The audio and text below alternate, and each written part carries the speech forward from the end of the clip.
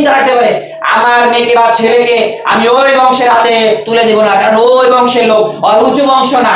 এটা আপনি কোন বংশের লোক চিন্তা করে দেখবেন। হ্যাঁ, এরকম অনেকেই আমরা চিন্তা করে দেখি আমার ছেলে বা আমার মেয়েকে ওই বংশের হাতে দিব না, ওই ছেলের বা ওই মেয়ের হাতে দিব না, কারণ ওর বংশ ছোট বা নিচু।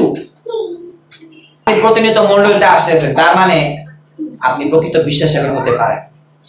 আপনি মারা গেলে তো কবরে তো যাইতে হবে, মাটির পর্যন্ত তো যেতে হবে, তাহলে বংশ দিলা। আপনাকে যদি ধরে নিয়ে যায় অন্য দেশে দাস হিসেবে বিক্রি করে দেয়, তখন আপনাকে বলবে তুমি অমুক বংশে আসো, কখনোই বলবে আর লেখা আছে কি গালাতীয় রোমে বলছে, কারণ জিহুদি ও গ্রিকের মধ্যে কোনো পার্থক্য নেই, অর্থাৎ বংশ ভেদাভেদের মধ্যে কোনো পার্থক্য নেই। এটা শেষ, যখন আমরাও যিশুতে বিশ্বাসে করে এসেছি এই বংশ পার্থক্য শেষ।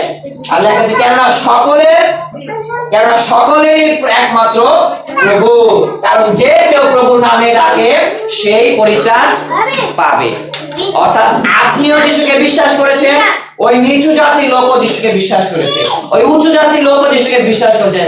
একই প্রভু, একজনই প্রভু, একই জায়গায় যাইতেছি, স্বর্গে যাইতেছি, একই ঈশ্বরের সন্তান হয়েছি। তার মানে জাতের পার্থক্য নেই।